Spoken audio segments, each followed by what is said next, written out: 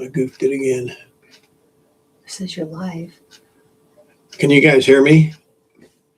Anyone? Anyone? Oh, I think I goofed it again.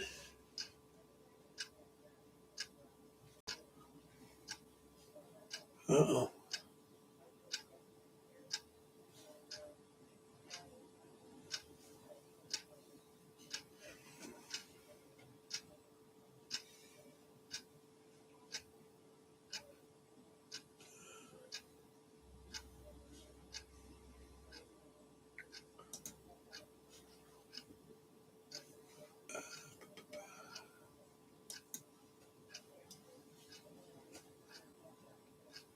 Yeah, I think I goofed it.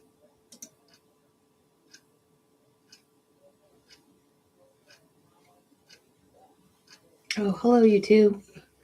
Hey, Janice. Hi, Janice. Oh, man, I'm glad to see you. I thought I goofed it again. I was like, every time I do one of these, I goof something up.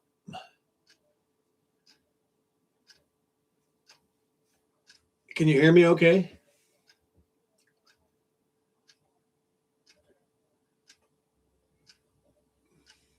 Yeah, but there's an extra long learning curve for me.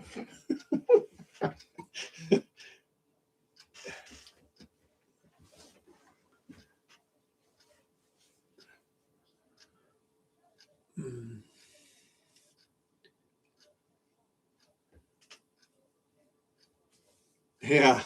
What I can do is I can turn the light. It's a little bit dark in there, but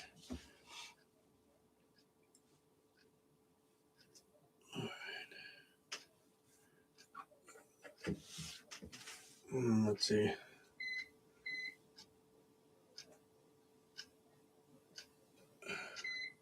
Hi, Rick. All right. Well, that's as good as my lighting's gonna get. How's that? Is that better? Yes. Okay.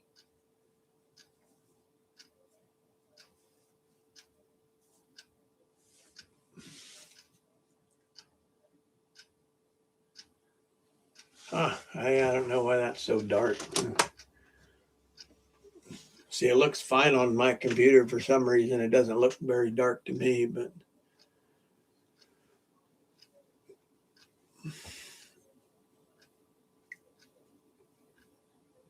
anyway, let's see. Yeah, I hope I don't have another live going. I might have goofed this up. I don't know. All right, give me a second here. Is that better? Well, that ain't gonna change nothing for you guys.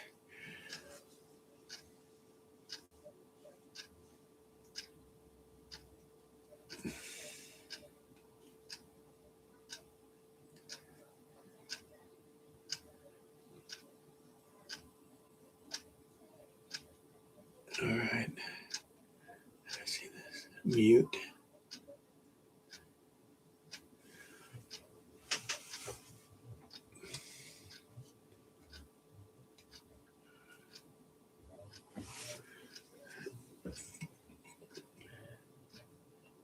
Can you hear me now?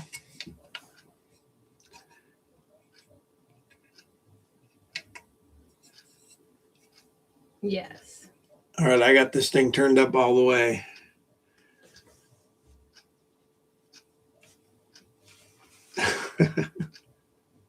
Oh. All right. Squatch Adventures 50s. Hi, guys. Yeah, how's Papa and Nana doing this evening?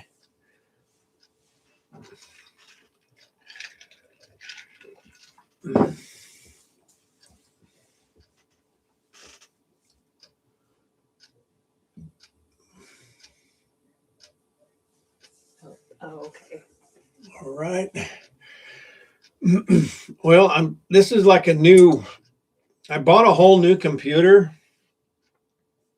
and I'm super fancy now that I have two screens.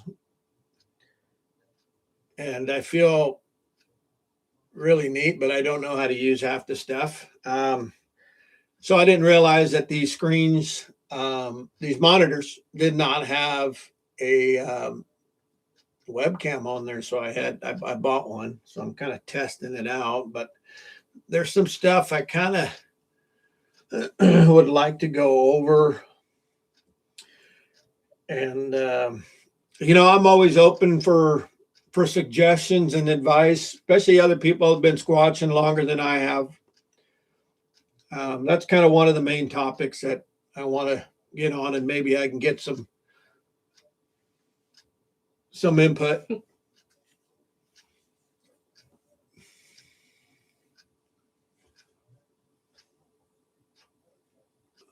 Okay, everything works.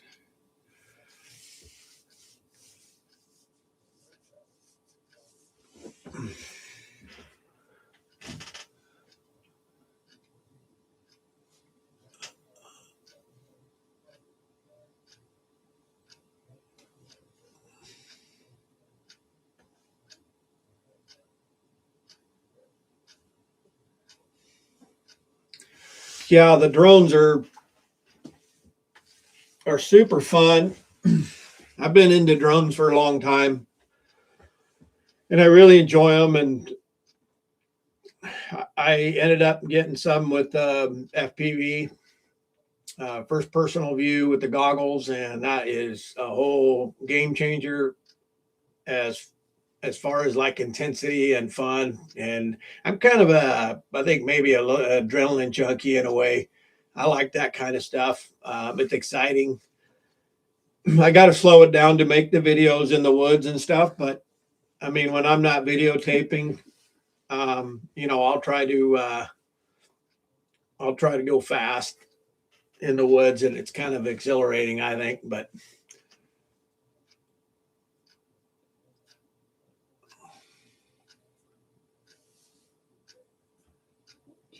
no, it's not infrared. It's a DJI drone. I have several of them anyways, and they have the follow me feature on them, which that's what that does. It follows you. And that's through it's not through infrared, but it's through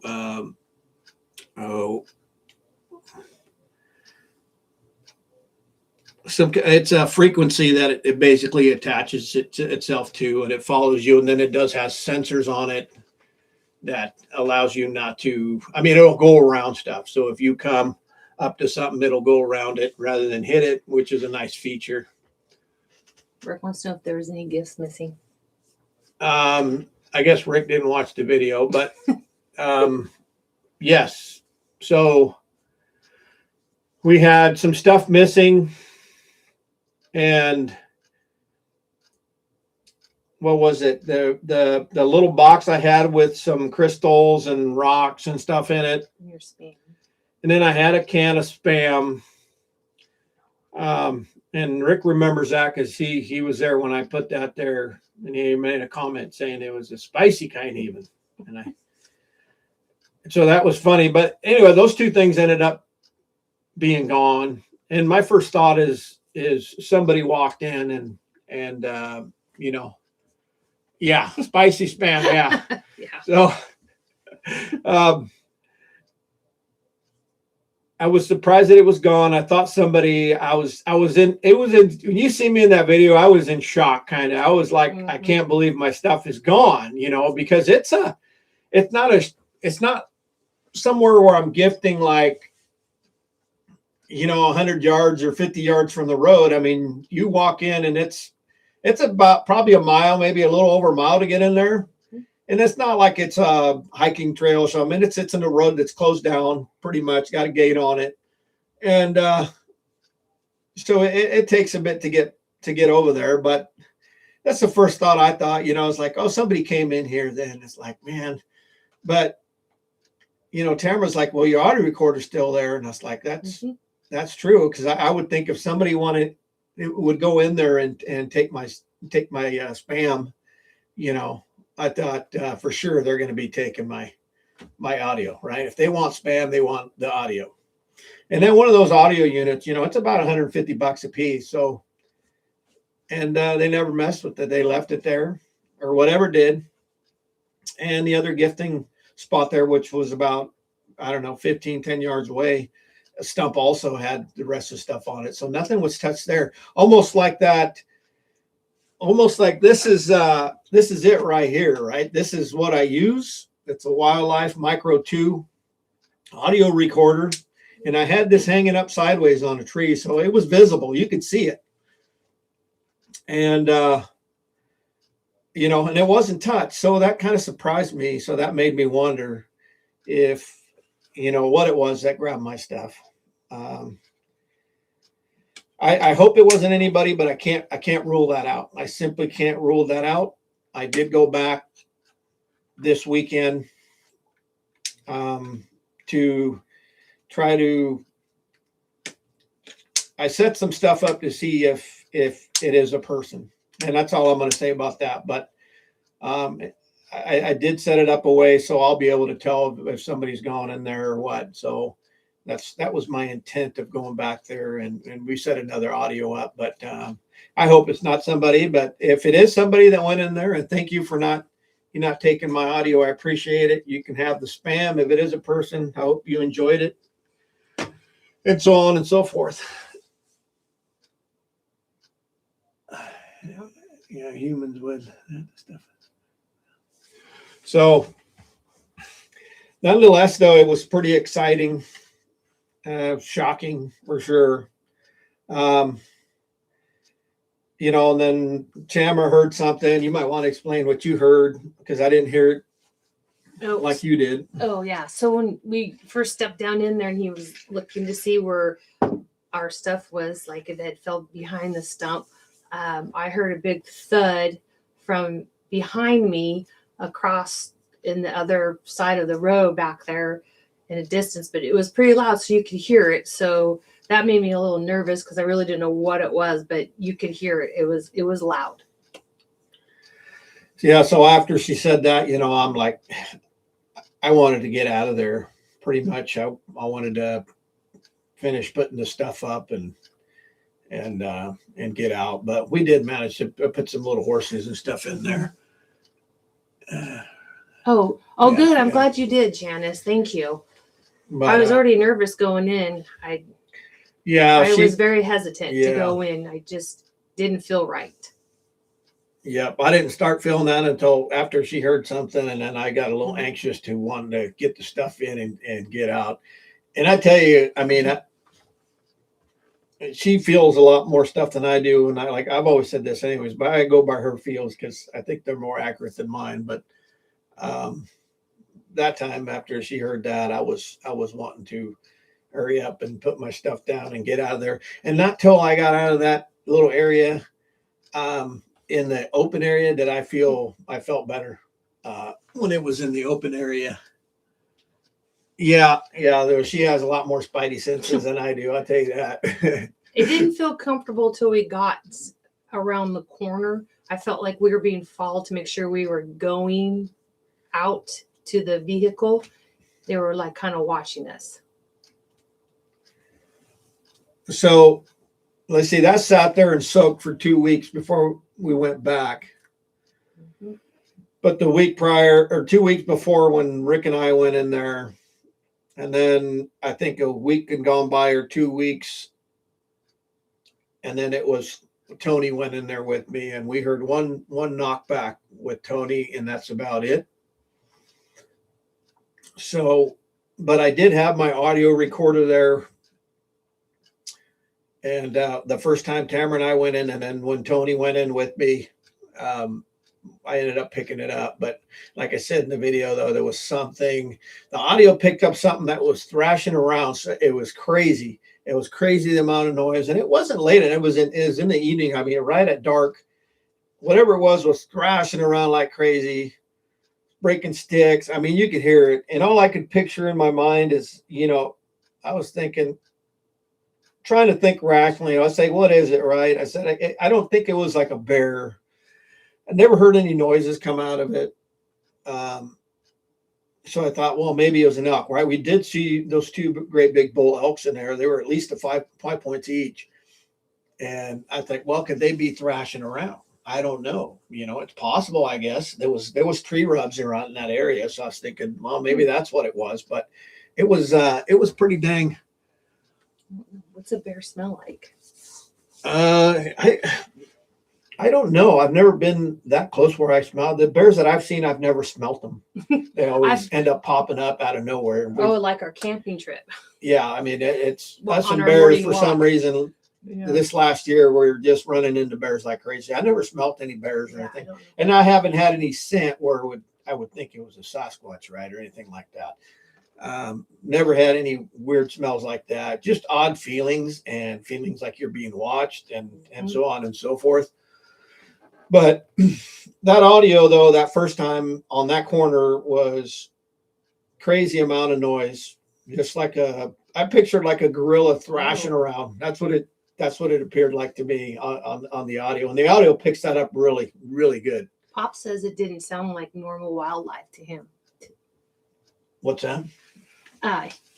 Pop said it didn't sound like normal wildlife to him. Yeah, it's a weird thing. I mean, it's hard to. I mean, you always see this stuff. At least I see it in my head what I think it is, and that's really not true, right? Because you just imagine it in your head, but it could be a lot of different things. And animals do make a lot of weird noises. Yeah. But before we went up there,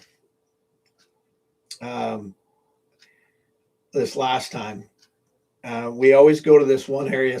We call it the Soggy Bottom, and we've gone in there multiple times, and it's just like I don't know, I'm guessing maybe 20 acres strip, and there's a big creek on one side of it and a road on the other. So you're not in terribly far. You're probably in a couple 100 yards.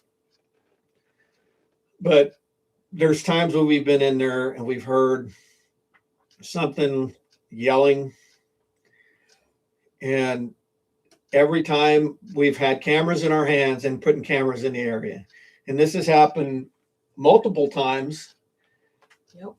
And we don't know what it is, but it's really loud. It is super loud. And I do have it on a video, which I'll be posting here soon, that you could actually hear it. And I was in the middle of talking and I stopped for a split second and you heard it. But the first time we've heard that, it was multiple times. We were coming up the side of the mountain from the creek. And then Tamara's saying, okay, we need to start heading this way because she didn't feel really good about it. And I think that's the time where I said, like, I feel like I'm entering somebody's living room. It felt just kind of funny. And I usually don't have a lot of feelings like that, but I do get them on occasion. And that was one of them. And you could hear the yelling. And then right after that, a big tree came down. I mean, right? You don't know. I think I know what it was, but it sounded like somebody is letting us know that they're not happy with what we're doing. That's kind of what I imagined again in my head. So, and this last time we had the same thing, but we didn't hear a tree come down. We heard the roar, the yell 5 times, and that was it. Again, what was I doing in there? Right? I had the cameras in there before. We had some anomalies in the pictures. That's after the fact that I pulled them out. And I said, okay, we got to go put them back in, right? I was talking to one subscriber and I told her, well, I'm going to put them back in and leave them in there again. So that's what we did. We put them back in. Mm-hmm. And when we put them back in, it sounded like somebody wasn't very happy with us that we were putting the cameras back in, and we got griped at. That's what I imagine it is, but we can't figure out exactly. We have an idea where it's coming from, but I haven't had the nerve to keep walking in that direction to go see it face to face or whatever. And it could be across the creek way on the other side, but I did go in there and I did venture in that territory a little bit and put an audio recorder there, and that's where it's set up now. So hopefully I will capture those sounds that are back there. But yeah, that was pretty dang loud. So we'll see what happens with that. Hi, Patty. Glad you made it. Yeah, Patty, how you doing? Oh. We're doing good for a Sunday. Oh, the 360 camera is amazing looking anywhere. Just one. Yeah, I didn't know. I've had a 360 before. I still have it. It's an X3. And I bought this Insta360, the X5. And, I bought it at Costco because Costco's great at returning stuff if you need to, right? And if it doesn't work out the way I want it to, I'll return it because all their electronics are like 90 days return. And it's not exactly cheap either. So it took me a little bit to figure out how to get the footage uploaded in 360 format. Believe me, I pulled my hairs out and I did all kinds, because there's some kind of vague tutorials on it on YouTube, but for some reason I couldn't get it to come out right. And I've done it over and over and over again. And I had to call their 1-800 and find out what the heck, but I finally figured it out. I finally got it, but it is, the thing that I don't like about the Insta360 part of it is that I don't know. And I don't think that you could combine, like I like combining my drone footage with my video, but I don't think I can combine my drone footage and still make that video 360 all the way through on YouTube.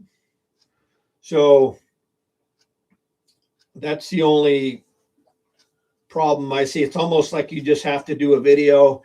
And they have their own editing program, of course, and it's pretty basic, but it'll work for loading stuff up. But I always get nailed on the copyrights for the music every time. It's like it doesn't matter what I do, they nail me for that every time. But so it's pretty good. Their program for editing from Insta360, but it's almost like you have to commit yourself to the 360 video all the way through with almost like no little extras. You can do wording and stuff like that, but it's pretty minimal. I use Flamoria Wondershare. That's my favorite one to use because you have a lot more stuff you can do with that one. I think because you can combine different, all aspects of the video in non-360 form, right? You guys know, if you've edited, you can do all kinds of stuff and add stuff to it, but the Insta is a little bit more square boxed in with that one. But, and this goes to Papa and Nana. So this one is the X5. So you can see, and this is the X3. So this one right here is 4K on each lens. I'm sorry, I'm getting off the Bigfoot subject. So you have a lens in the front and lens in the back, and 4K on each side gives you a total of 8K. This consumes a lot of, you have to have a big SD card.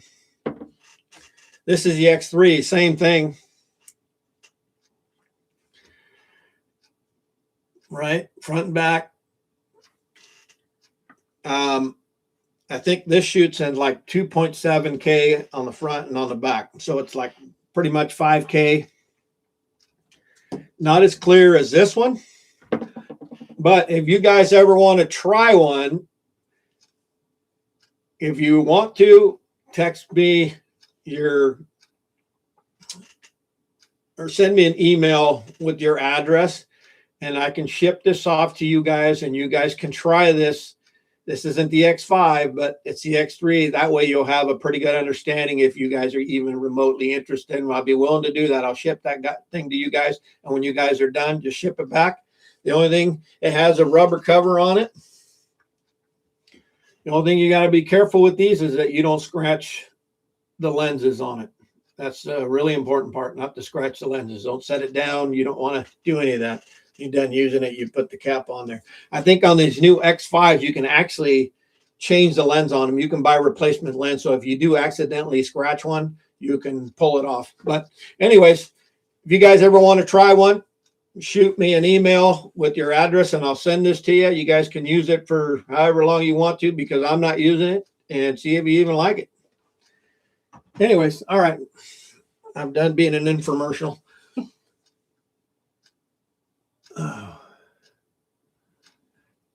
Yeah, I don't know. I don't know what all that screaming and stuff means, Patty. You know, this whole subject is like, there's a lot of unknowns that a lot of people make their own assumptions. And once they make their own assumptions, is they kind of stick to them and they want to spread the gospel on it because that's what they thought, you know. I'm a pretty open-minded person. There's a lot of questions, you know, and Jack, you know, he showed me a lot of stuff, and I'm really appreciative to Jack for showing me stuff for sure.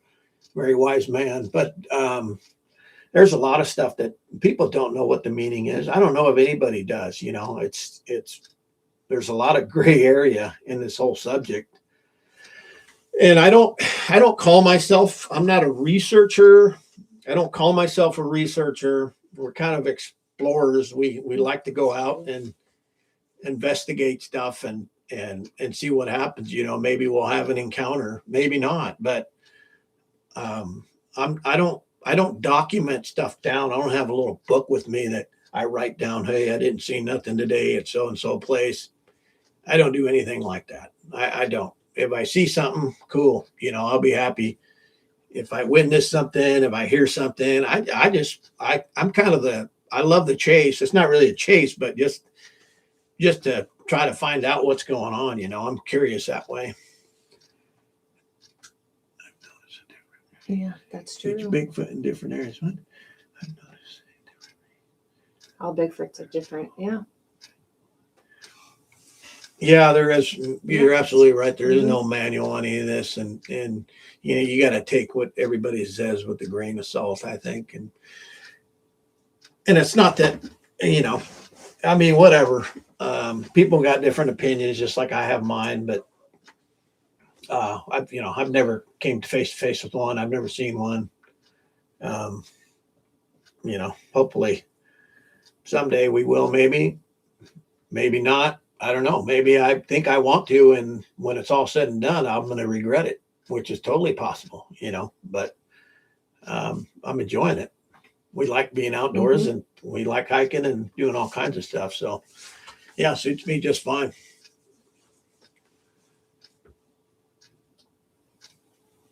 Oh no, I don't think you know. I mean, have you seen one? Is that what you're saying? You probably pass out. Well, who knows, right? Yeah. Maybe it'll be me that passes out. I don't know. I don't know. Everybody reacts. You don't know until. Hey, all right. Oh, cool. Thank you. Watching Adventures, Papa Nana. Yeah, okay. I'll send that out to you guys. You guys can try it out and see if you like it. But the X5 is definitely a step above that one for sure. So realize that the X5 has a way better, a clearer image. Where was I at? Oh yeah, but passing out and stuff. Yeah, who knows? Like I said, I might be the one that passes out. Nobody knows what they're going to react like if they see something like that, you know. But everybody can say they're going to be big and brave and tough, and who knows? Maybe I'll be the one in fetal position crying. Who knows? Well, you're welcome, you guys. But I do watch a lot of people's video, right? I mean, Papa and I watch your guys' stuff, and sometimes people don't understand how much effort and work it takes to, and I didn't know this either, right? When I first started, you know, and I never really thought about people that do videos on YouTube, you know, but now that I'm doing it, it's like, it's a lot of work.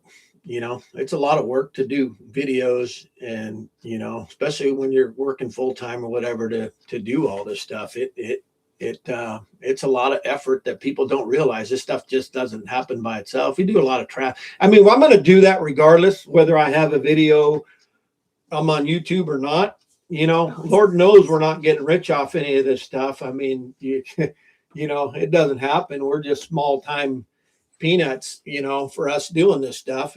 But we enjoy it, and we're gonna do it anyways, whether we have a YouTube channel or not. We'll keep doing it. So that was kind of my thing to begin with. Well, it's like we might as well just start filming everything. We had the GoPros to start with, and you know, there's a lot of other stuff we like to do as well, but this is probably one of our on the top three, you know, and we're all over the place. When we go to Southern Oregon, it's a 3.5 hour drive one way for us. And we usually do that in a day. I mean, so it's a lot of moving around. It come summertime, we'll go there and camp out and do some night stuff. But in the wintertime, you know, or now it's a long day. You put in a long day, and then all the hiking and everything else and getting everything ready to go. And, but yeah, I mean, you know, a lot of people can criticize everybody on YouTube, you know, it's like, oh, you guys didn't see nothing. Well, that's squatching, man. It's like, every time you go out, you don't see something, you don't see it come to face with a Bigfoot. It's not the way it works. And I think most people behind the camera know that it's, you know, but you try to make it entertaining for people, you know, and sometimes you don't want to bore them to death, but a lot of this stuff is, you know, walking through the woods, or you're going to go get your camera and go put it back. I mean, you know, it can be monotonous and it can be boring but when we had that stuff missing, it's like that, like spark, right? That was like, oh my gosh, crazy. That was like, that was shocking for me. And I thought that was awesome. You know, it's like, man, I hope it was a Sasquatch that came down and grabbed that spicy spam, you know, that'd be so cool. But I don't know, but I got it set up. So if it is a person going down there, I'm going to find out. So, you know, hopefully it's not. That would be cool. That would be exciting. But yeah, you never know. Never know. Yeah, you never hear anything either. You can go out all day and not hear a thing. But it is nice to get out, though. Yeah, but it's what banana no too. I mean, it's fun being out there and just exploring the woods. And I tell you, there's just no better place to be than to be out walking around, and you know. And I love picking mushrooms. I mean, you know, and you see the videos, but doggone it, I can't help myself. I cannot help myself. We got to go to commercial break or whatever, and sometimes I'll just keep picking. Once I start seeing mushrooms, it's all over. That's like I don't know what it's like, an Easter egg hunt, right? But then you're gonna get all these delicious mushrooms to eat in the end. So, but it's I think the morels are starting to. So Papa and Nana, the morels I think are starting to come. I don't know about up there in Washington, but I know in Southern Oregon they're starting to pop up. So you guys are going to be picking mushrooms here for too long. Yeah, the scenery down there is just absolutely incredible. And that's my favorite place to go squatching is Southern Oregon, because it is just absolutely beautiful. Big timber, everything about it. I love it in there. All that green moss. And I mean, we're by the coast, but not like super close. We're like in the middle of the coastal range. So we're not on the ocean side, but if you guys ever been to like here in Oregon, like Florence area, and you know how lush and green it can be. And it's somewhat close to that, and how much moss, and you have moss hanging off trees, and it's just so green. It's so beautiful. It's so calming and relaxing. It's very peaceful. It's just a good place to be. And never had a bad day going out squatching. Never had a bad day. No, you and Rick are never boring. Yeah, Rick's a lot of fun, and hopefully we'll be able to get back together and head back down there. I think he enjoys it. He said he does, but we'll see. I haven't. Here's the funny part is that I was thinking about this. I've gone down there with Tony and had one knock. This is just Southern Oregon. And then with Rick, really nothing. That's when we rode our bikes, and that was crazy because we got slapped in the face. I don't know how many times by those little viney maples. But those things are they're absolutely horrible. They'll come back and slap you any which way they can. But yeah, that was fun. To me, that was fun. I had a good time. Rick, I think he had a good time. Said him falling down, but he wasn't hurt or nothing. It probably wore him out. but he did good. Tuck and Rick roll. did good. But with Rick, we didn't hear nothing down there, and with Tamara, it's like, I don't know if she's got the foo-foo for it, man. I don't know what it is, but every time we go down there, she'll start, things will happen. We'll start hearing stuff, it's weird. It's kind weird. of a hit and miss though. Yeah, but most of the time, you're right. It's most of the usually time, with you that you have some type of, I don't know, connect. Now, I don't want to say connection, but she has her feelers out. Her spidey senses are a lot more in tune, and she knows what's going on. Me and Rick are probably more like two Neanderthals walking in the woods, but we still have to go. We have to go to the Turkey Tail again and go pick up some cameras, and hopefully everything's still there. And one audio. No, we don't have no audio there. We didn't put one down? Nope. Oh, I thought we did. Nope. Oh, and that was another weird place too. With the humming. Mm-hmm. Yeah, the humming sounded like a lady humming, and that was really freaky. I don't know. Yeah. I don't know what that is. I thought it was. Hey, Jessica, how you doing? There's Jessica. Therapy Craft. She's the one that does all the squatchy stuff. Yeah. And again, I'm not gonna, but she made all this stuff, I believe. We got a whole bag full. I got a bag full of stuff. I got to find more places to hang it. Mm-hmm. But Yeah. Anyways, but how you doing? Hope you're doing good. Yes, we did get the stickers. They turned out great. Thank you, yes, Jessica. I still haven't put one on, but I got. They're on the coffee table. Oh, they're downstairs. Let me go grab one. Yeah. Okay, I'll be right back. Hold up. Sorry, guys, my back's out. I touch these. But we still have to go down there and pick. Dang, I think I had like 6 game cams down there, all lined up and somewhat in a row. We have to go pick those up still.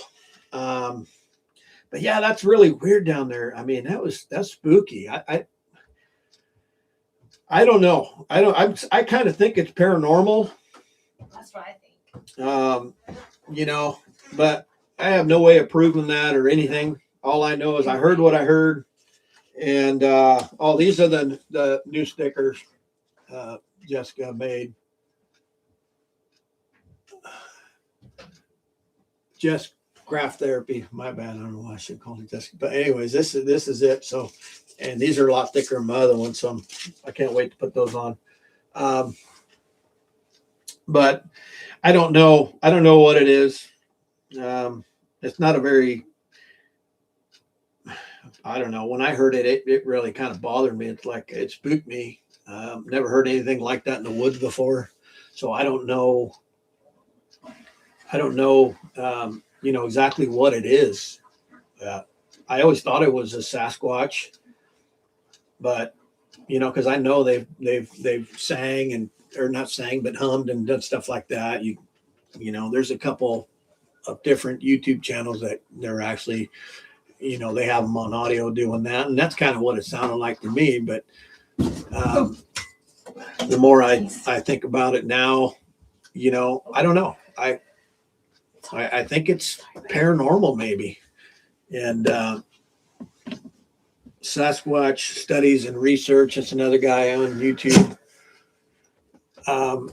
You know, he mentioned something that, you know, loggers have had fatalities out there, and maybe that could be a possibility. It could be maybe a woman or something that was, you know, died out there at some point. But some type of tragedy, I don't know. But nonetheless, I've heard it on my audio about 10 or 11 o'clock at night. I've picked it up quite a few times. But this time when we were down there, we heard it like at 10 o'clock. Was it about 10 or 10:30 in the morning? Yeah. Is when we heard it. And so that was really weird. That was strange to hear that at 10 o'clock in the morning. So, you know, I don't know. Is it paranormal? I don't know. You know, when I think it's something paranormal, it could be one of those, I forget what they call it, but a haunting that keeps happening at the same time. You hear the residual haunting, I guess what they call it. But most of the time we picked it up at night. This time we picked it up at 10 o'clock, 10:30 in the morning, when Tony was there. Rick was there. Tamara was there, and I was there.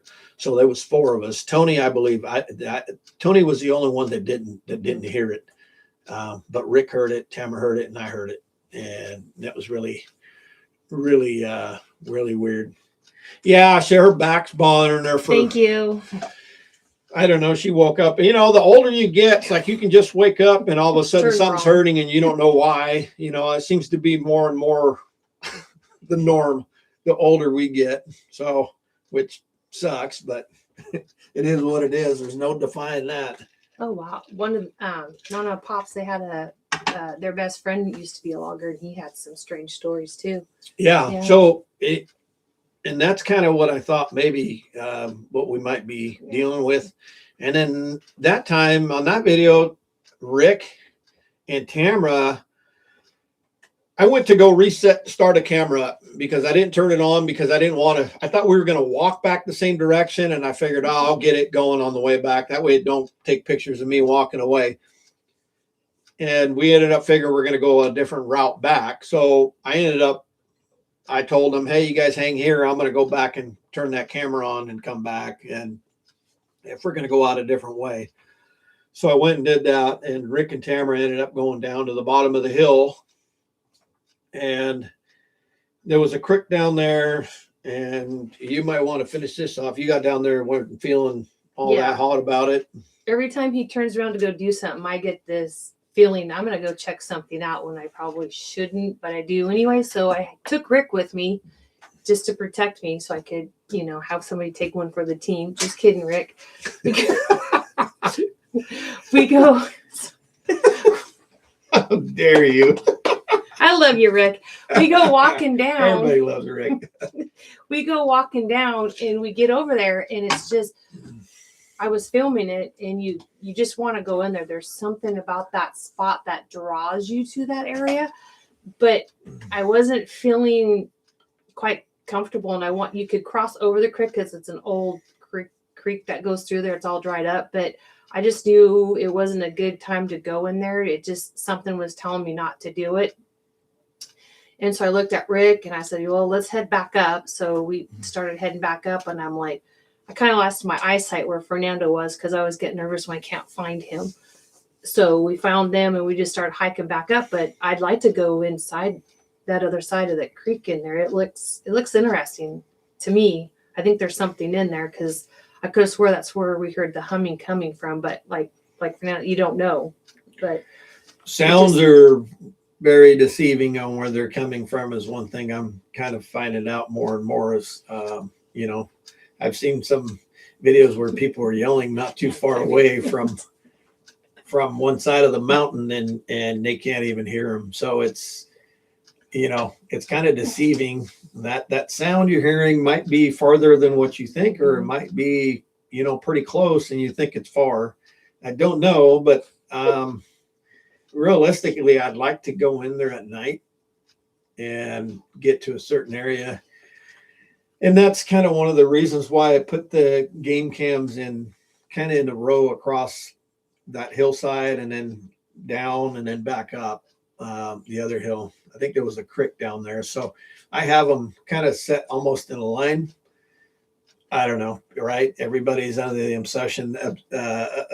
presumption of that Sasquatch don't like game camps, which, you know, I think it's true. So I don't know. So we have them all set in a row. So that's kind of, I'm kind of looking at that might be the barrier, right? That might be where I might not cross if I go in there at nighttime, but I don't, if I hear that, whatever humming at nighttime, that's going to be pretty freaky.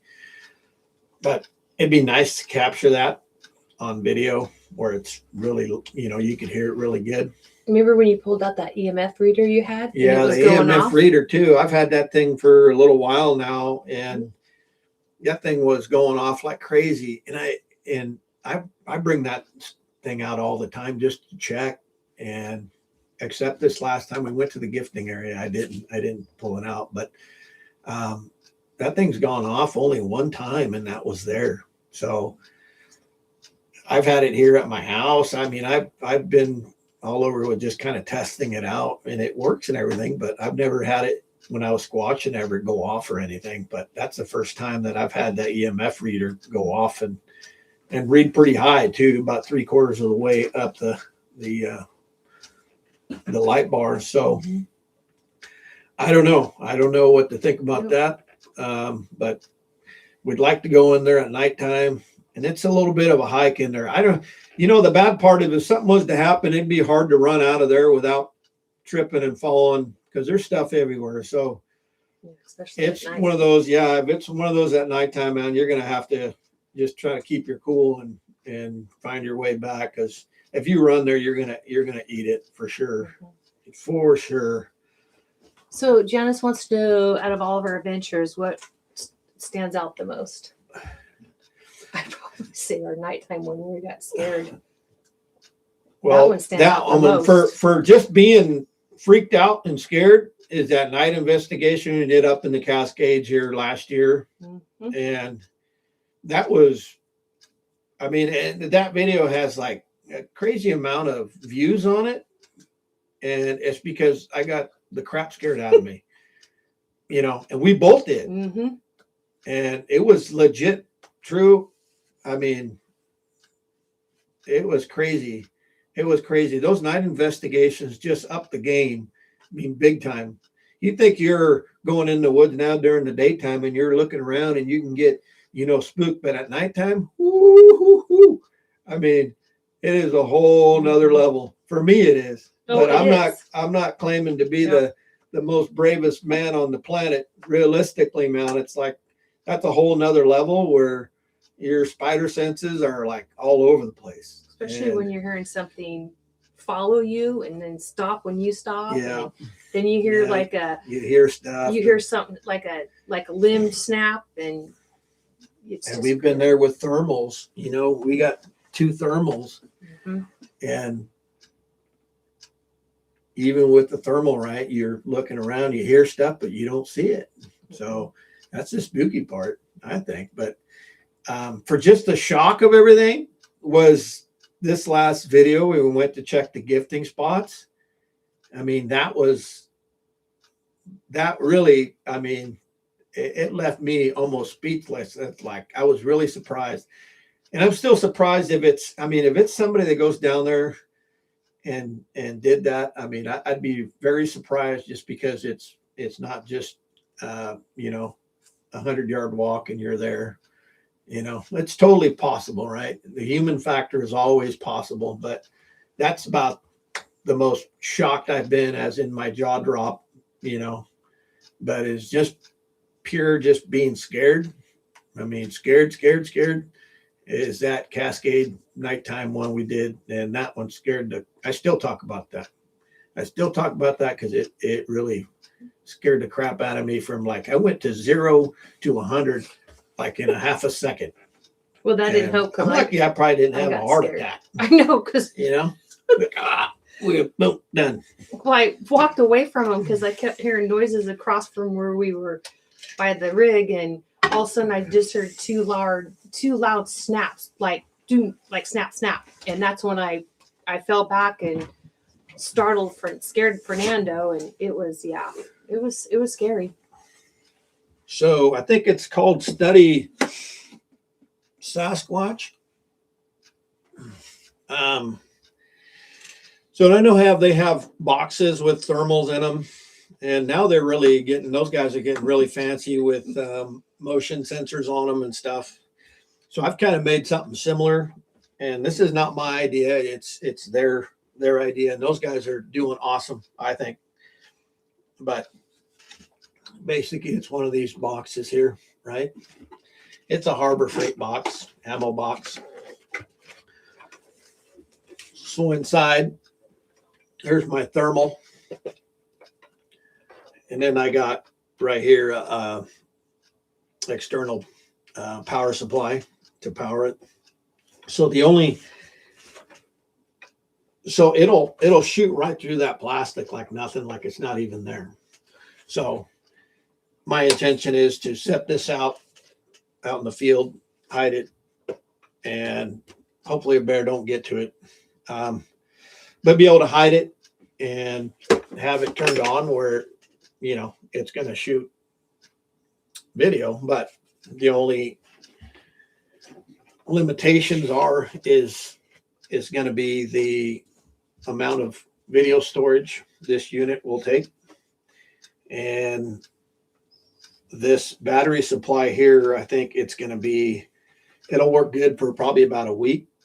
But this thermal does not have an external place to put a memory card, an SD card. So I'm limited to what's in here. And I think it's like 50 gigabytes or something like that. And so I got to go test this out. I got to put this out, but I don't want to put it out in the rain. I'm going to wait until it starts drying out a little bit better. And I'm going to set this out and probably camouflage it a little bit better and leave it there. But I still need to do a couple test runs to find out how long it'll record for. Those guys from Study Sasquatch, they have theirs set where it's a motion activated. I don't know how they're doing that, but it's pretty neat. I wish I knew how. I wish I was that technically advanced to do something like that, but I'm not. So I go to Harbor Freights and I piece stuff together. So I'm going to try this anyway soon and see how it works, see what kind of animals we get on the thermal, right? Because thermal is be hard for somebody to see that. So that's kind of the next on the agenda to try that out and see how that works.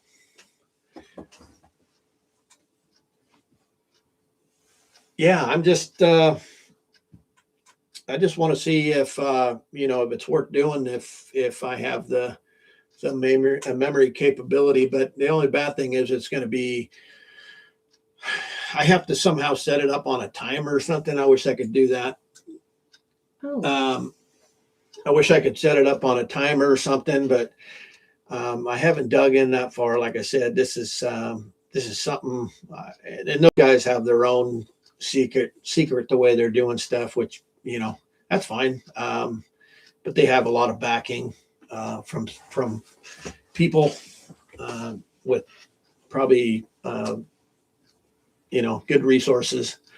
So this is just me playing around, and hopefully it'll record long enough. The motion sensor would be the ideal way, because then you're not running any battery, you're not using any juice until that sensor goes off. I mean, that'd be the ideal way to do it. But I don't know how to do that.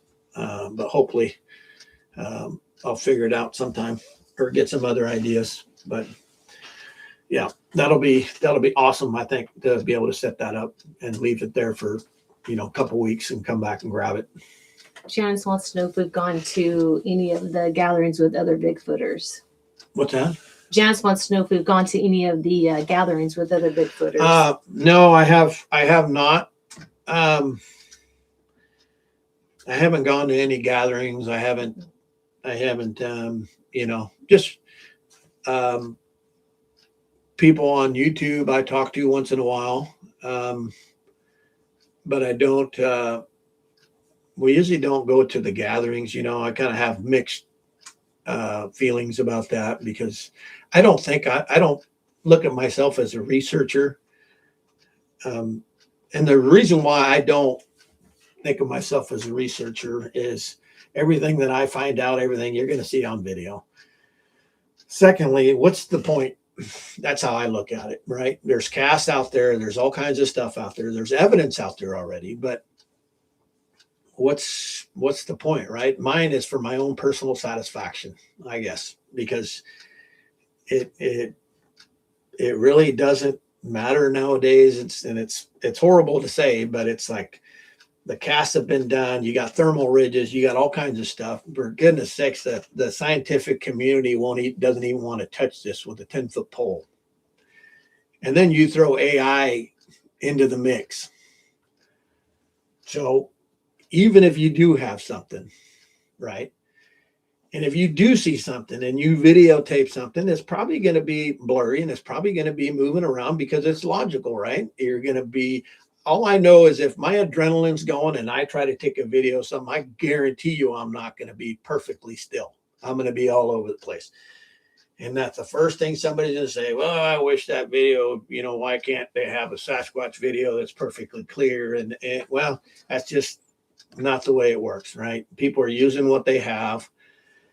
And the conditions, if you're really excited, and the phone's pretty easy to pop up, but you can still manage to screw that one up. So especially at nighttime, it's a whole nother ball game for taking video or taking pictures. So even if you did come up with something, the way I look at it is people are going to say, oh, that's AI or that's this. So I don't call myself a researcher. I'm more of an explorer, I guess, because it isn't going to amount to jack diddly squat at the end of the day, even writing all this stuff down. Or, I got a book here and everything, but I use it for my audio, just to know which audio I've done and which ones I haven't, because it's so painstaking to do audio.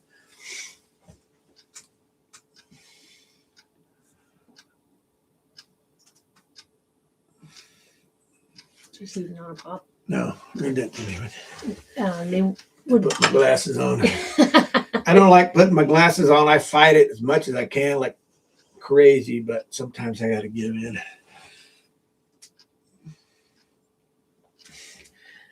Yeah, I think that would be fun to do a collaboration there and go hit somewhere. I'd be more than willing to do that. I just that's just this whole thing with the Sasquatch thing, that's my own personal opinion on it, but like I said, I'm going to be out there no matter what. So yeah, I mean, I'm game.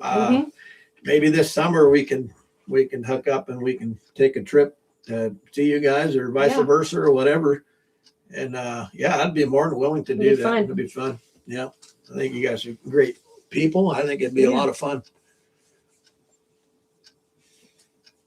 Janice, why are you laughing? Who's this, honey? Oh, what does that say? Swamp Hunter? This is Wampus. Wampus Hunter. Thank you for the comment. Appreciate it. Sorry, I'm trying to read from back here and I'm having a hard time. And I got a 34-inch screen too. I got two 34-inch screens and I still can't read it. No. Give into the glass. No. I'm giving in now, but man, that's why we're out in the field. I don't take glasses with me. I should really though, but trying to get into these audio recorders and you have all that little writing right there to tell you different, just like a little code in there tells you if something's messed up, right? So and these popping on up with Squatching Adventures, these have been great. I would highly recommend these. They're $150 a piece, but we've had them for 2 years now, and they've been pretty durable, and they're waterproof. They got a seal all the way here around is a seal. But that, what Patty say? Citizens investigation. Absolutely. Yeah. That's what we are. Citizens investigation. He was telling you he liked your 360 video. He likes looking up at the hills. Yeah, I'm all over the place on this subject, but the 360 video is something else. I mean, it is. I didn't know if people were going to like it or not, because I could see somebody getting like car sick from it. Well, it's possible. It is. It's possible, right? It could be, yeah. But I like having I really strive to have my video really high definition, high K. Even this DJI, where's that DJI here? All right. Excuse me. So this DJI 6, right, is able to shoot in 8K. And it'll shoot in 8K for about an hour, and then it'll get hot, right? If you're walking. And this is super, super clear in 8K. But along with high resolution, it takes a lot of download power, takes a lot of big SD cards, and it takes a long time to download and upload to YouTube. And you guys that are content creators know that YouTube, it could take you a long time to load up one video. This 360 video for me to load up takes hours. And I'm going to try to keep doing 2 videos for people that enjoy the 360 and other people that don't want to see it in 360. I'm going to continue that as long as I can. It might not always happen, but I'm going to try. But it's a long upload times, and my internet is like 2 gigs for upload and 2 gigs download. So the next one up is 5 gigs, but I'm not spending the money to get 5 gigs. 2 gigs, is way better than what I had before. But you need it when you start running, this 8K or even the Insta360, right? It's 4K on each lens. It'll take you a long time to, not only is the process of editing it, everything and this and that, but the upload and the upload's always the worst than the download. Download's pretty quick, but. So Wampus Hunter, yes, those batteries, when we got back into the car. Yeah, that was weird. That was really weird. I just put, there you go, right? It takes 4 AA batteries. And I checked everything here, actually right here. I checked everything, turned it on. And I like to format the SD card every time I use it. So you have to connect your phone, which is the app for this wildlife acoustics. They have an app. So you connect this to your app, and then what you do is it'll connect, and then it'll transfer the time and date, everything onto this unit. And so, but when I started was to do the SD card, right? Get it all formatted, done. I don't like formatting an SD card out in the field. Not a big deal, but you can do it. No big deal. But I just don't like taking the time to do it. So I try to do everything before I go. Anyways, we get down there and I go turn this on, and it comes on and everything, but the voltage is like super low. So you can have this on voltage, or you can have it on percentage of power wise, right? 100% or 7.4 volts or 6.5 volts. And it wouldn't, I couldn't get it to bind, and it would stay on, but it would not bind. And I was like, what the heck? So I start looking, at the percentage, and it's like really far down there. It was like, I think it was like 10 or 15%, and barely it would stay on enough to start getting going on it, and then it would just shut down. And so this happened. I tried it twice, and I started. This is what I was saying, that I should start taking my glasses, because I had a hard time seeing down here. I was like, what the heck's going on? You know, and I'm looking at my phone, trying to see my voltage and my percentage of power. And that's when I said, Tamara, I said, look at that. Am I reading that wrong? And yeah, and almost my batteries were almost depleted, and then they would drop out where I had nothing. And so I was like, okay, I didn't bring I had batteries, but I had them in the rig. And I'm like, I'm not walking all the way back there. You know, this was towards the end. So we heard those thumping sounds. I'm already starting to get a little spooked. I kind of want to get my stuff in and get out, at least into the open. Mm-hmm. So there's not an ambush, right, Patty? But so we get out of there, and we make it back to the rig, and I'm checking everything again, and I'm like, holy cow, I turned this on. And I'm thinking I got batteries in there, I'll just replace them. I turned it on, and it's reading full power. It's reading, I think it was like 6.5 volts on there, and percentage wise, it was good. We're at 100%. So, you know, I don't know how to explain that. I don't know what the heck happened. I don't know. I've had weird stuff happen like that where my power has been consumed, mm-hmm. and you know, and I have no explanation for it, none. But it was weird. I've had other stuff zapped. I've had the camera zapped before. I think Jack said he's had his cell phone turn off. Mm-hmm.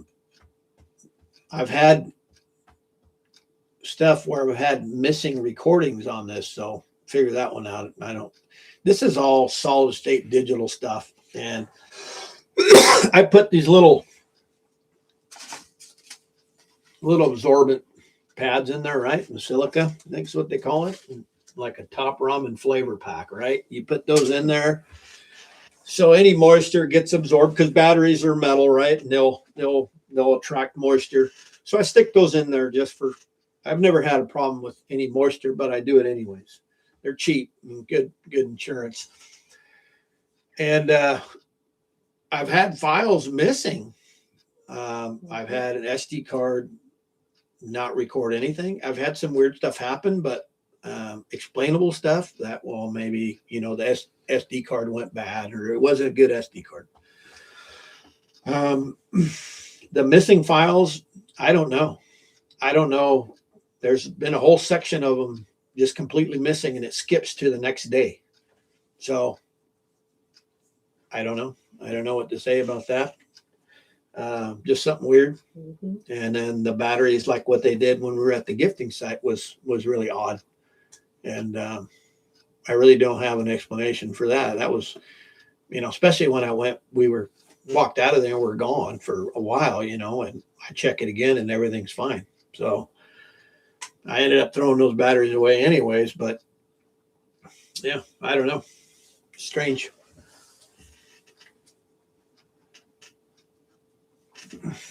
Yeah.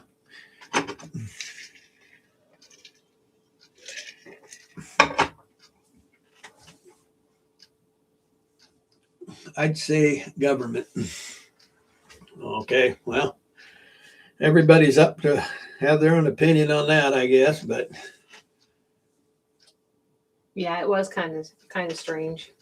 Yeah, that was strange, but you know, I don't know. There's numerous things of this that's happened that's strange, you know, and you know, going out squatching and stuff, you know, you end up hearing a bunch of different stuff you can't explain, but it, you know, you can't say that it's, you know, I can't really say it's personally, I can't say that it's Sasquatch and they did that and they did this, because I don't know. I mean, again, I can make my own assumptions, right, on what it could be, but it's not all necessarily correct too. So with dealing in this subject, there's a lot of mysteries, and you know, you have the whole woo factor to this as well, and that's what I believe.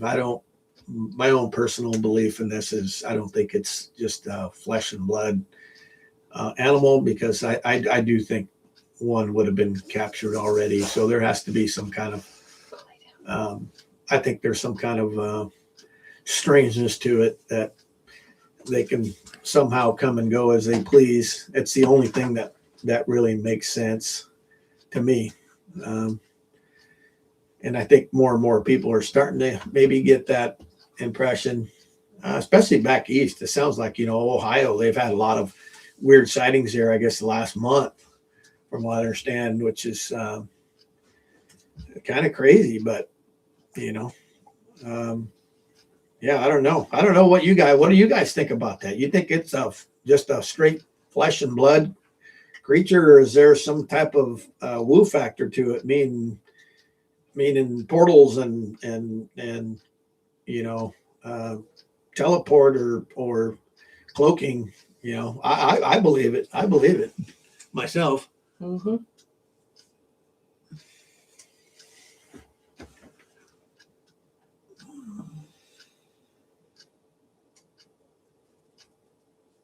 What? You wouldn't want to catch or try to, because they're big, strong, and can be. Well, I don't think you're going to catch one. I mean, I know. How you going to catch it, for goodness sakes? That'd be cool to see one, I think, but that's about it. I mean, I'm not in it to harm one or catch one, or not at all. That's not my intentions. I don't know about all the rest of the squatchers out there, but that's not my intention at all. Hopefully have some type of sighting at some point, or something exciting happen, I guess, in that aspect of it. But yeah, I don't know. I don't think. I mean, we went down to Southern Oregon and looked at that trap they had down there. That I think it was OSU or U of O, and the Forest Service had some kind of cooperation with trying to catch one of these, and that, I don't know. I think that was in the 60s.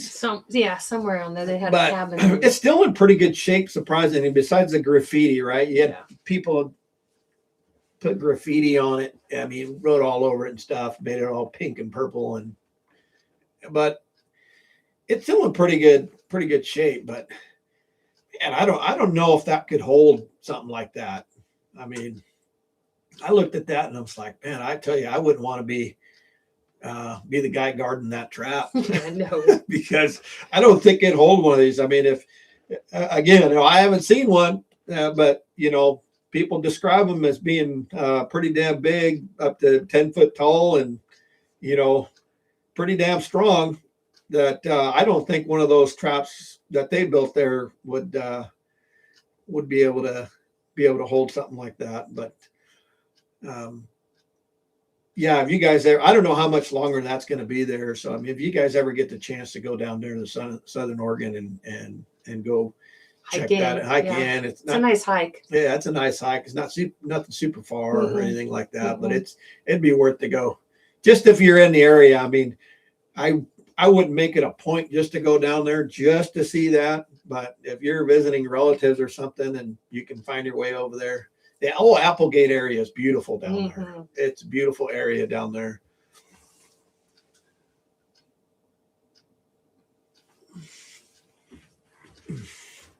But yeah, it'll be interesting what we do in the future.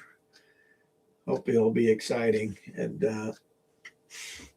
try some different ideas. But so let me ask you guys this. So the next move, right? I mean, I had that stuff taken. I'll find out here in a couple of weeks if humans are involved in the abduction of my spam and my box of rocks and crystals. Mm-hmm. But say if it isn't, what's the next move, right? If I go back down there and my little horses are gone, and what else? Like peanut butter and chocolate.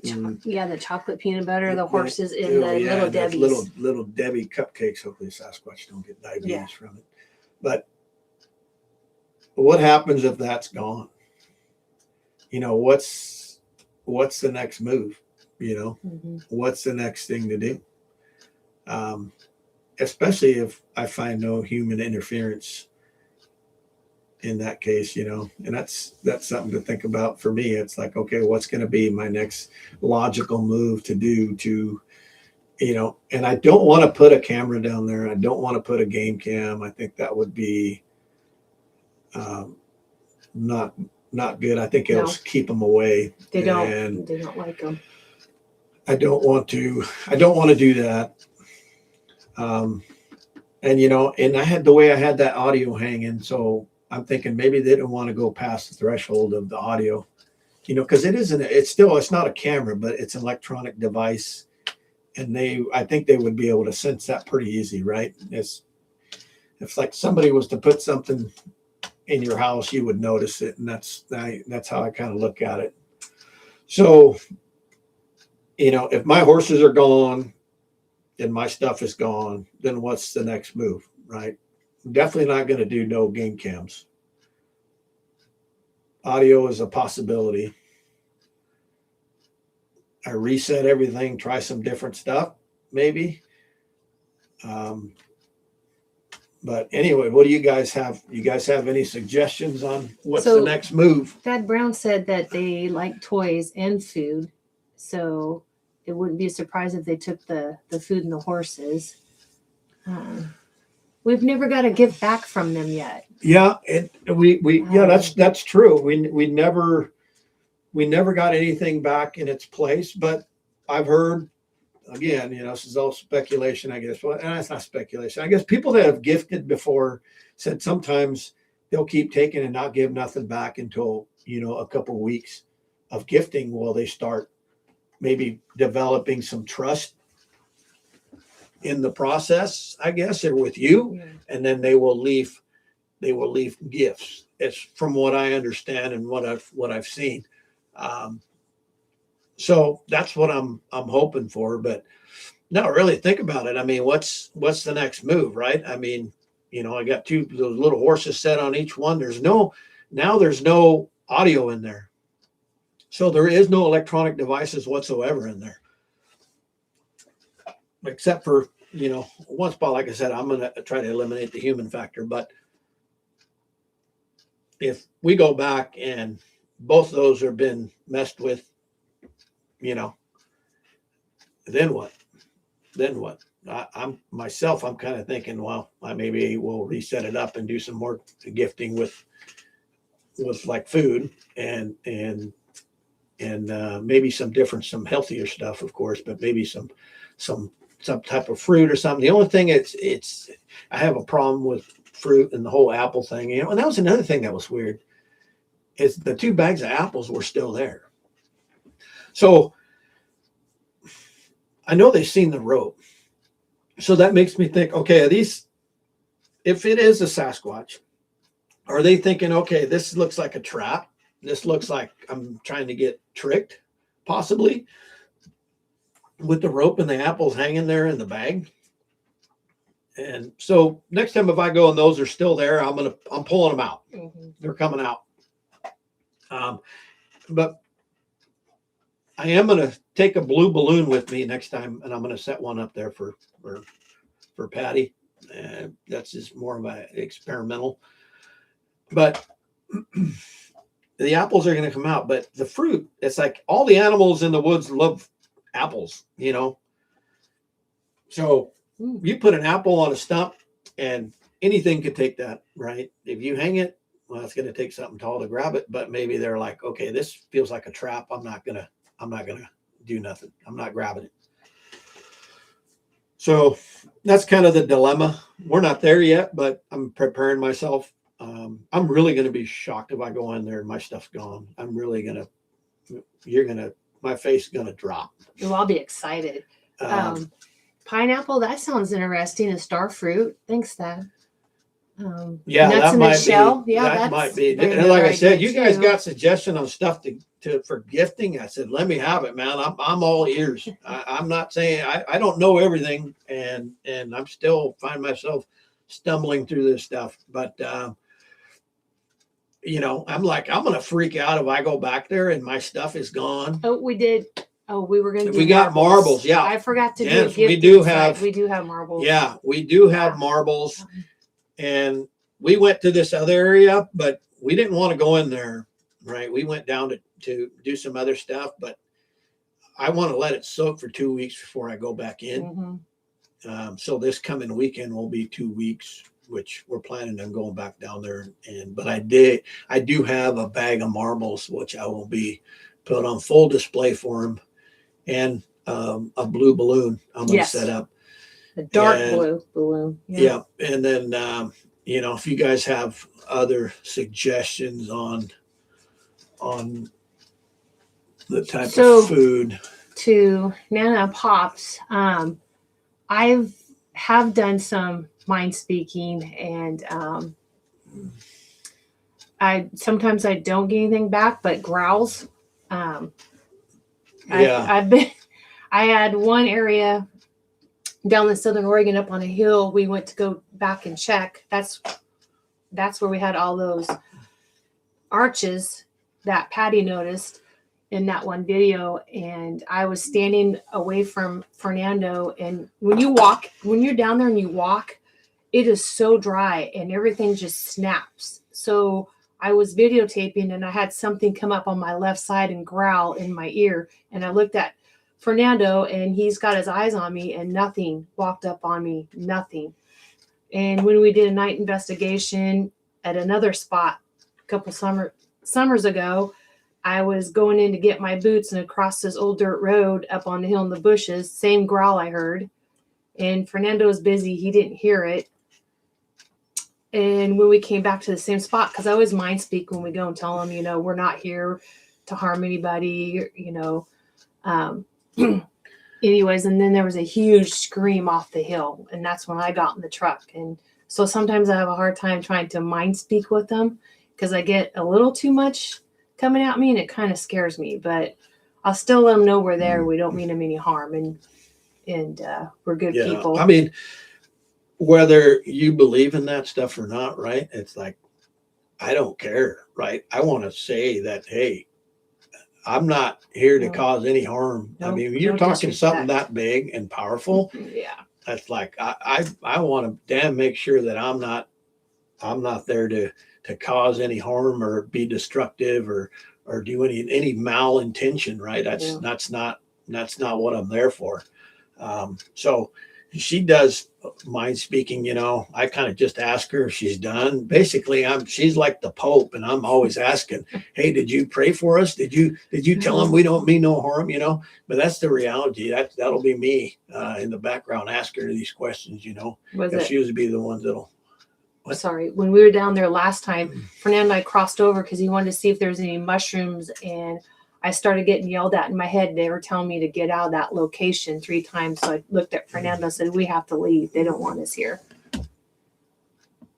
Oh, Patty, that's a good idea. Leave a stack of rocks. That's a kind of input, man. It's like some of this stuff is like, you know, I have some ideas, but man, everybody has good ideas too. And it seems like the only good ideas I've had lately are bad ideas. So Thad, have you ever tried everything and anything that comes to mind? Let's see.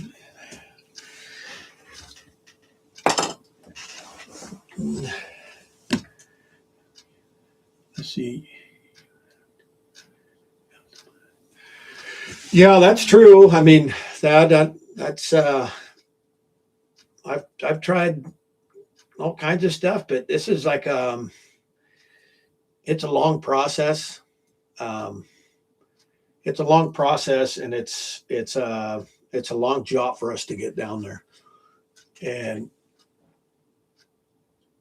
yeah, we're gonna do a camp out, and that'll be here pretty soon. Here now that it's springtime, and as soon as the weather starts getting a little bit better.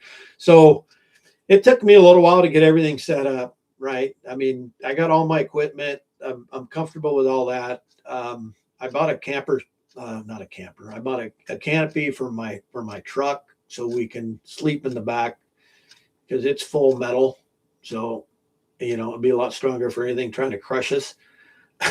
But we had a rooftop tent, before. So I was, you know, that was always worrisome because if something comes up with me on the rooftop tent, we're going to be eye to eye.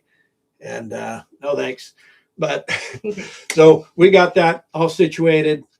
And we got an air mattress that we'll probably put back there, and we might do a tent too. I don't know yet. Probably that's the route we're probably going to go to. We'll have options that way, but yeah, we're going to plan on doing some campouts for a couple days and go that route, you know, and maybe make noise at camp and see if we can get something to come to us. You know, I got my laser lights I like to put out and you know, maybe make some noise and we still again need to head out towards the Mount Hood National Forest area.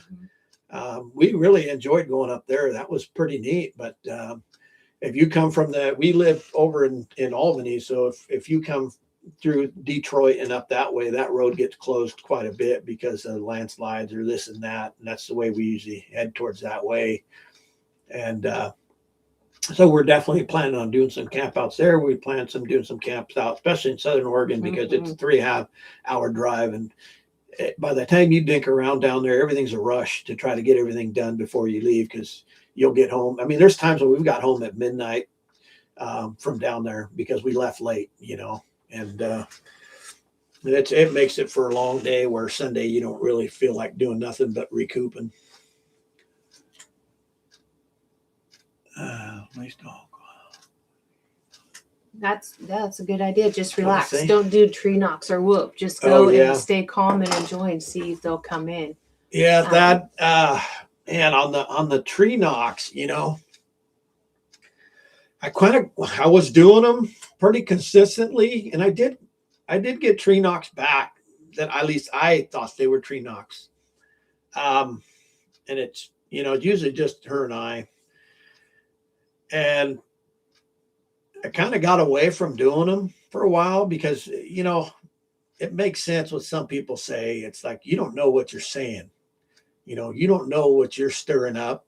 I don't know what a tree knock means. Again, right? Everybody has an assumption of what it means or their idea of what it means. But there's 100 different theories on what's the stick talk means and what the, you know, smashing trees with a piece of wood means. So yeah, you got to kind of be leery of that too, right? It's like you could be not doing something that's going to benefit you any. Maybe it's, you know, going to upset them, or it's meaning something, you know, just like yelling at your neighbor some obscenities or something. I don't know, but yeah, you're correct about that too. I mean, it's sometimes it's better just to lay back and just act casual and do your normal thing and see what happens if you're in a squatchy area, right? So there's two ways to go about it. And there's a lot of people that still knock, and just because they want to hear something back, and maybe that helps them.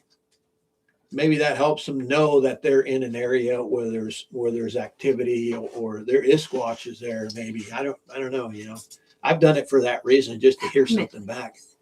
Huh? I thought about that. Wampus hunter, did I say that right? Yeah. Peppermint leaves. I thought about peppermint. Asparagus, skunk cabbage. There's a lot of skunk cabbage down there. Yeah, there's skunk cabbage is coming up right now too. I just told her that too. So that's a good idea. It shoots in the spring.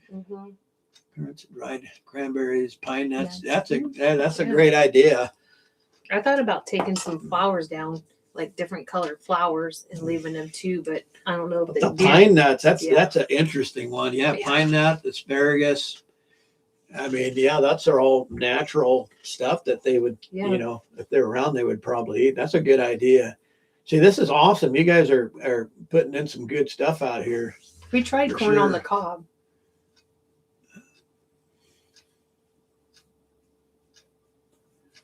Yeah, like walnuts. Yeah, walnuts would be a good one. Walnuts would be a good one, I would think, that they would be into. And like I'm kind of leery on the whole apple thing because, like I said, every animal in the woods will eat an apple. And so I would think it'd be, but I still did it anyways. I still left 2 sacks of apples up there and nothing touched those things. So I don't know. That's kind of my only thing is I think maybe they know we're up to doing some tricks on them or something. And I don't want them to think that when she's mind speaking her, she says, we're not here causing any problems. It's like, well, I said, you always make sure you let them know that this is for the forest, not for all not the other forest, people, right? not humans. Not humans, but for the forest, meaning the forest animals, right? And this is now here's my thinking, right? It's so I've heard of these beings following people home, right? And so I think about that, right? It's like that's why you do this kind of stuff and you do have an encounter or something and maybe it's not what you wish would have happened. Maybe you wish you wouldn't have been involved with this to begin with, but and if that's the case where I don't want to present something and say, here, this is specifically for you. I'm kind of look at it as I want an out, right? I want an out saying, this is for all the forest to enjoy, because I couldn't imagine having something that you cannot see banging on the side of your house. And there's numerous accounts of that. So that's something always that I take into consideration. And even people that live in an apartment complex, I guess, have had that happen where they've had knocking on the side of their walls or whatever. But I don't know what that means. I don't know if the intention is malice or I keep hearing, hey, you come found me, I'm going to come find you type deal. Mm-hmm. Maybe with no malice, just with curiosity. But there's a lot of people out there that can speak a lot more on that than I can. But that's one thing that does creep into my head that I want to make sure when I present this stuff, I present it to the whole forest and not just, Sasquatch and say, here, this is specifically only for you. No, I want that little clause. But who knows? Mm.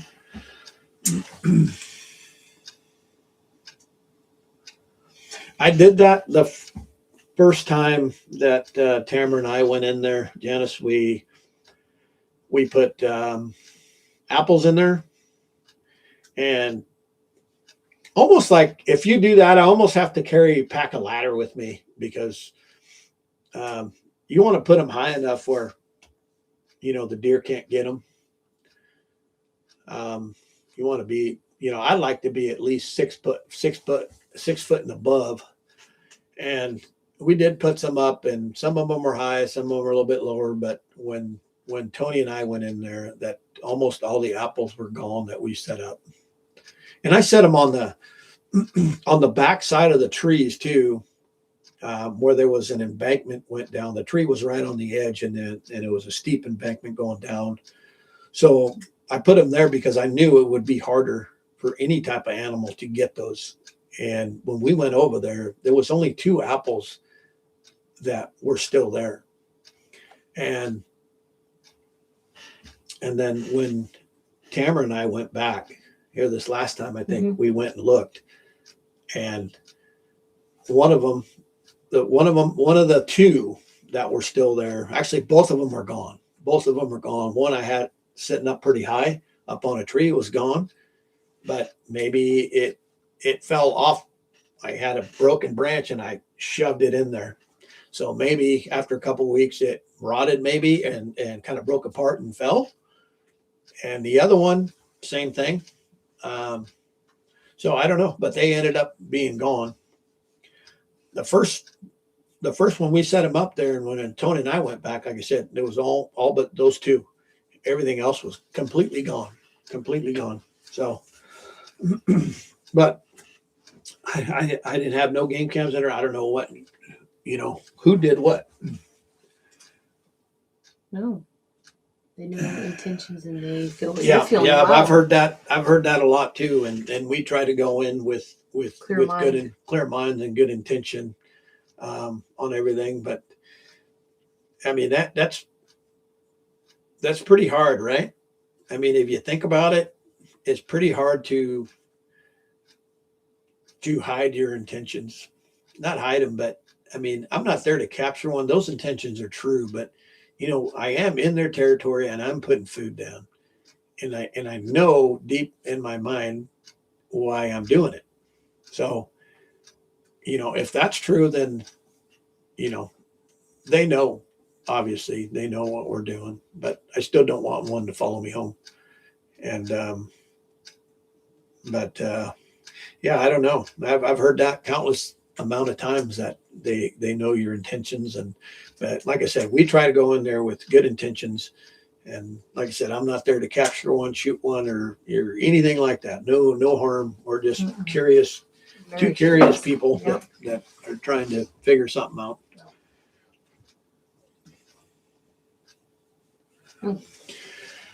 Yeah, we do it, and this is my wife and I are what you see is what you get with us. What you see on video, we don't rehearse nothing. We don't do anything like that. We go at it, and you'll see words coming out of me sideways that don't make no sense. Well, that's because it's real. We're just out there squatching and we're videotaping, and we try to, we try to do the best we can. And like I said, I know this stuff can be a little bit boring sometimes, but that's, I'm just recording. It's all I'm doing. I try to explain myself and what we're doing. But sometimes I don't, and nothing's rehearsed. We just record it and I edit it for it to make sense on video, and that's about it. But I appreciate that because our intentions are good. And we pick up all our stuff too, and we don't leave nothing behind in the forest whatsoever. We treasure the forest. We are lucky to live in the Pacific Northwest. We are lucky to have the forest that we do, and everything. And that one of the videos I made here was the Courtsville area, and that brings a lot of sadness to me because I seen it all happen. When I was, 12, 11 years old, we used to go gold mining up there with my dad all the time. And rain or shine, it didn't matter. We'd have ponchos on and we'd be up there digging. And we didn't even know what we were digging for. But as young kids, all we knew is that once in a while we'd be able to fish the creek and catch some trout. And seeing you used to be able to camp all over up there. And then so as I grew up, we kind of got out of it and we started getting back into it. I think my boy was about, 13. Yeah, 13, 14 years old. Yeah. We started getting back into it and we loved it, right? It reminded me a lot when I used to go up with my dad all the time. And so I taught my dad, and my kid got somewhat of a work ethic from it because, we were down there digging all day long and he was a great swimmer. He helped me out quite a bit, just like I did my dad. And it was a great hobby. We were having a lot of fun and we did it all the time, but only in the summertime. I didn't dare go up there in the wintertime and do it. And I slowly seen all the trash start developing, and pretty soon the people that were skiers that were at Green Peter started moving up the lake farther, and they were leaving a bunch of trash. And so next thing you know, years later, right, the Army Corps of Engineer owns that. So they don't have a cleanup crew. The Forest Service does. Forest Service goes and cleans the pits and everything else. But Army Corps of Engineers does not do that. So they were closing it down. So they closed all those campgrounds by the lake, which people love, but man, it's like people can't pick up their stuff. And so they closed that down. So all the people that were water skiing stuff moved up the creek farther where the gold miners were at. And that started getting all messed up and thrashed. And so we didn't go up there for a few years because it was starting to get sketchy up there too. As in being people camping out for homeless, maybe camping out for longer than 14 days and this and that. And it slowly started getting phased out where we went up there and man, like more than half the areas that we camped at before were like all closed off. And that whole section is supposed to be a recreational mining area. That's where anybody can go down there and do some recreational mining. Well, you can't really go down there and gold mine if you can't even find a place to park because they barricaded everything. So, and that's because, you know, eventually, I guess if you have somebody to come over your house and they keep thrashing your house and leaving garbage, eventually you're going to kick them out, right? That's logical. I mean, I would be upset too if people were coming thrashing my stuff and then wanting to come back again and again, do the same thing. No, I'd put a stop to it. So it's unfortunate, but it is what it is. But we have good memories of that place all up there. But that whole area up there is super squatchy too. I've never heard that mountain. What have you ever Sasquatch Coast Range? Wait, Saddle Mountain? Is that correct, Dad? Saddle Mountain? Saddle Mountain. I don't know where that's at. I'm not sure. You know, I've been all the way from down to Coos Bay. Oh, thank you. All the way from Coos Bay, all the way up to Otis and Tillamook. So, and some through kind of over by Mary's Peak. I did find one track up there, up by well, let's see, it would be west of Mary's Peak. But that don't ring a bell with me, but I don't really know these saddles or the names of some of these places. I really don't pay attention to it. I usually use the Onyx off-road to navigate through everything. That's where I keep most of my maps. But most of these areas, I mean, like this last time we went down to Southern Oregon, we ended up crossing over to the coastal range and came out over by Port Orford, and that was a pretty neat area up in there. I know they've had Sasquatch sightings there and by the Sixes. So we went there, I think, one other time, and we just kind of poked around, but we drove down and out of there this time. And oh, what a beautiful drive! But it's that's someplace we'd like to go back and check out. Oh, north of 26. Okay. Oh, it's out of Seaside East. Okay. Oh no, I haven't been. I haven't been over there. that way. No. Well, I've been to Seaside when I was 12, but wow, let's go check that out. Thank you, guys. Three Sisters too. Oh, Three yeah. Sisters Wilderness Area. I've seen tracks up there too, and I know they've had sightings up there. They're documented sightings from people. We haven't hit that. It just takes it takes a long time to get in an area and start knowing it well and start setting equipment up, you know, where you actually see enough evidence to justify setting up equipment. It's a long process. At least it is for us. So that would commit a lot of time to go to. I mean, there's a lot of places to go and investigate, but it's like sometimes you just got to hang tight for a little bit before you move on, so you're not spreading yourself out too thin. And then next thing you know, you're scrambling every weekend to pick stuff up. Or my audio, you know, I leave it out there for 2 weeks max. I don't like leaving it longer than that because Audio is so time consuming, very time consuming. Oak Ridge.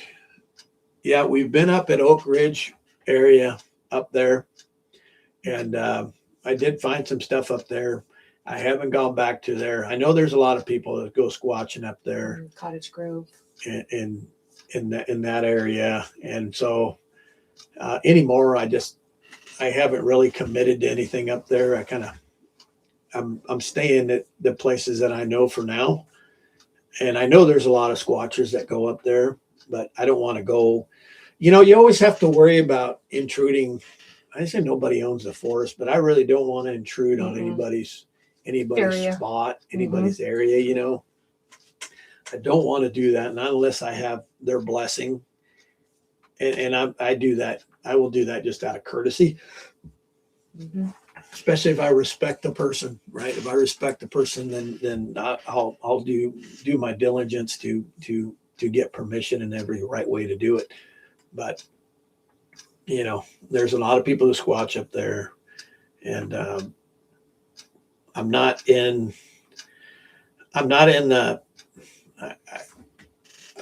big squatcher, right? I'm not have like 100,000 followers or anything like that. I'm lucky if I pull 400 views of a video, but I'm not in the clique, and in the squatchers world. But that's okay. I mean, I know there's a lot of people, a lot of bigger people that go up there. So I just kind of venture my own way and try to find my own areas that I go to. It's the same reason why I don't want to interfere with their stuff or get blamed for, that guy's going up there now. And I'm sure this is no different than any other hobby, right? There's a lot of people out there that are selfish and they have secrets, and I don't know, but I assume not get wrapped up in any of that stuff. I stay away from that stuff. I don't need it.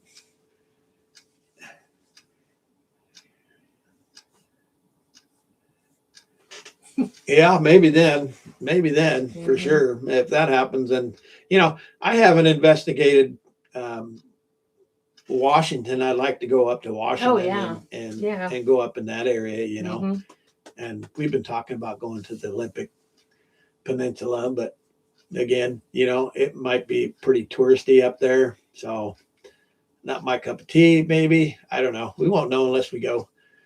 But we thought about going back down to Willow Creek area and possibly going squatching down there for about a week or something. But again, I don't know any of the area. I don't know where all the sightings have happened, with Patty and all that stuff. So, but it'd be a fun adventure, and we're always up for that, to go get lost somewhere.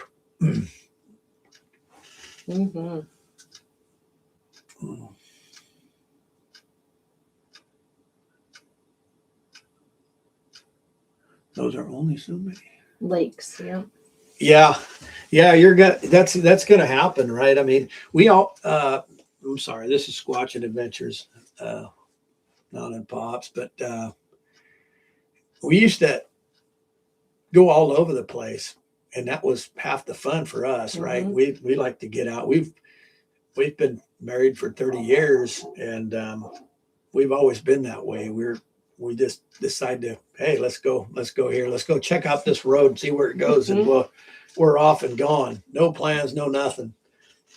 We've always been that way. So that's one of the things we enjoy about doing all this. But we used to go all over the place. Like the Cascades are like my back door, and I should be going back, and I will go back, but I got, too many fires going here where I got to go back. But it is easy. Like we've been to Southern Oregon quite a bit of times, and Otis and different places like that. So, it can overlap for sure. It can overlap for sure. And in the back of my mind, I'm going, wow, is this, nothing really exciting happened. We're going there and picking up our stuff and this and that. And so, yeah, stuff overlaps. It's kind of fun going to different places and exploring different places. But you guys up in Washington there, beautiful places up there. Your guys is, I think you guys are on the east side, northeast side, but it is beautiful up there. Mm-hmm. Yeah, you guys have, I mean, grizzlies and all kinds of stuff, and moose and, and that's and exciting. That we don't have down here. So yeah, you guys are. I'd love to see a moose. Yeah, you guys are at a different level than we're at, especially if you're walking around the woods. Mm-hmm. For sure. Yeah, it's crazy to think. Mount Rainier is a beautiful area to go to. Yeah, that's another place. Area. I mean, we got a list a mile long to go to, but Mount St. Helens, that was beautiful. We've been to Mount St. Helens just to kind of go check it out, and that was pretty cool. We definitely want to go back. We didn't go to the Squatch, but just to go check it out. Well, they last a year. How exciting! Yeah. Yeah, Mount St. Helens is beautiful over there too. Absolutely beautiful. And definitely like to go back up there. I don't have enough info on the area where I'd go squatching out in there, you know.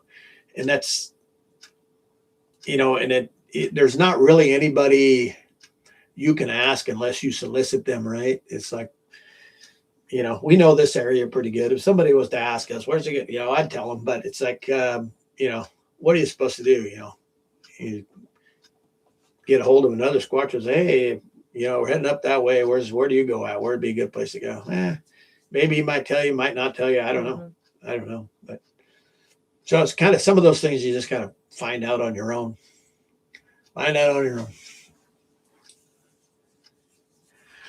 Anyways, all right. Well, thank you guys for being here. I think we're gonna stick a fork in it and be done. But I appreciate all your guys's. Oh, here we got that. Oh, Mount Adams. Mount Adams. Oh, Mount Adams. That's another place that you just clicked on that one. Yeah, thank you, Thad. Is Mount Adams and UFO activity? I mean, that is. I've heard a lot of stories. I would like to go to Mount Adams. I mean, for any of that. Oh yeah, that sounds like like fun. That's something we're gonna have to mark down on the calendar. Yeah, that's not out of the realm of impossibilities. Yep. Yeah. I've seen him. Yes. Popping none of their P&W Rush. Yes. That guy, I know he's there. And Steve Searches too, which I enjoy his videos too. I like that guy's sense of humor. What's that? Janice needs a hat.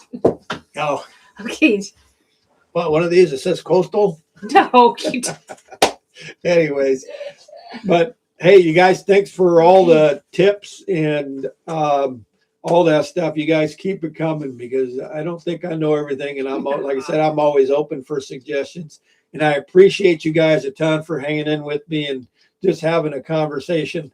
I loved it. It's nice to be able to talk to you guys freely instead of, you know, not having a good conversation, you know, on video, but let you a little bit more behind the scenes of what's going on. But again, thank you guys. Appreciate it very much. You're welcome, welcome, Patty. Wampus Hunter.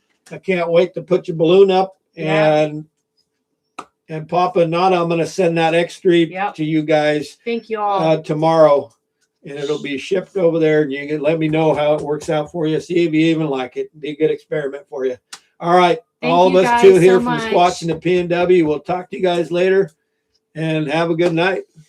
Thank you. Thank you.